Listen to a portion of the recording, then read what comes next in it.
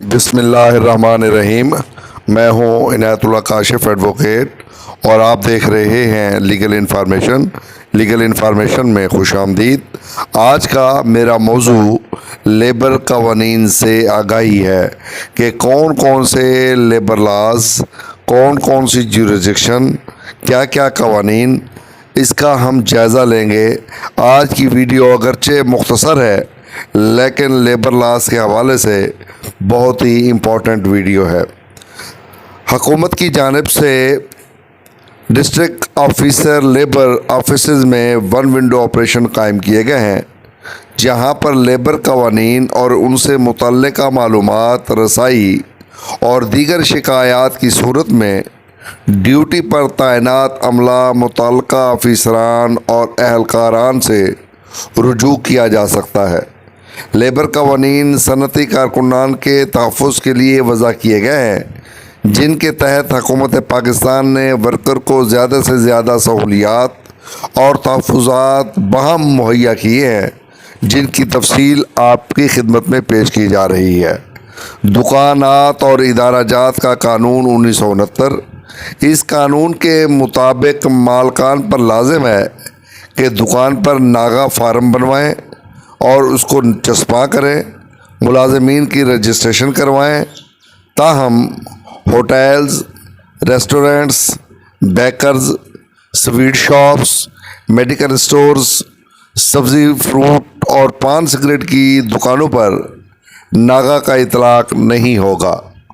اسی طرح کارخانہ جات کا قانون 1934۔ اس قانون کے تحت کارخانہ جات صنعتی ادارہ جات کے مالکان پر لازم ہے کہ ملازمین کی تعداد 10 یا 10 سے زیادہ ہو تو وہ اپنے صنعتی ادارہ کی رجسٹریشن کروائیں۔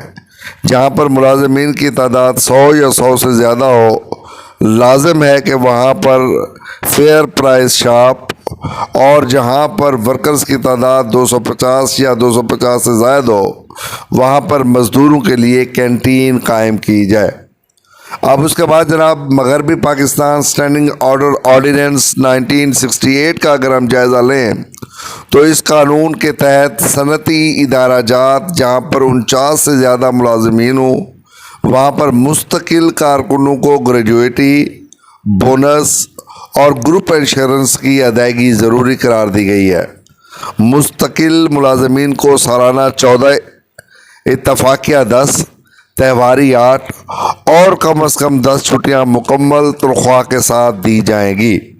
قانون زچگی کے تحت دوران زچگی 12 ہفتے کی چھٹیاں اور عدت کی چھٹیوں کی خصوصی مراعات دی جاتی ہیں۔ لیڈیز ورکرز کی ڈیوٹی کے اوقات کار روزانہ 8 گھنٹے دن کی روشنی پر محیط ہیں۔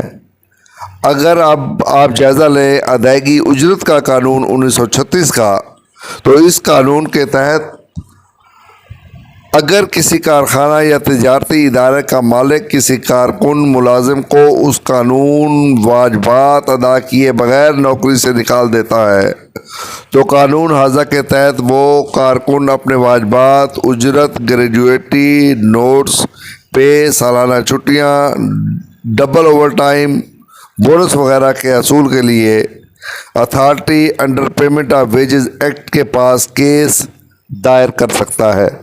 اور اسی طرح اگر ہم کارکنان کے معاوضہ جات کا قانون مجریہ 1923 کا جائزہ لیں تو اس قانون کے تحت اگر کوئی ملازم کام کرتے ہوئے ایکسیڈنٹ کا شکار ہو جاتا ہے، زخمی ہو جاتا ہے، کسی مرض میں مبتلا ہو جاتا ہے، فوت ہو جاتا ہے یا ڈیوٹی پر جاتے ہوئے فوت ہو جاتا ہے تو مالکان پر لازم ہے کہ اس کو معاوضہ ادا کریں۔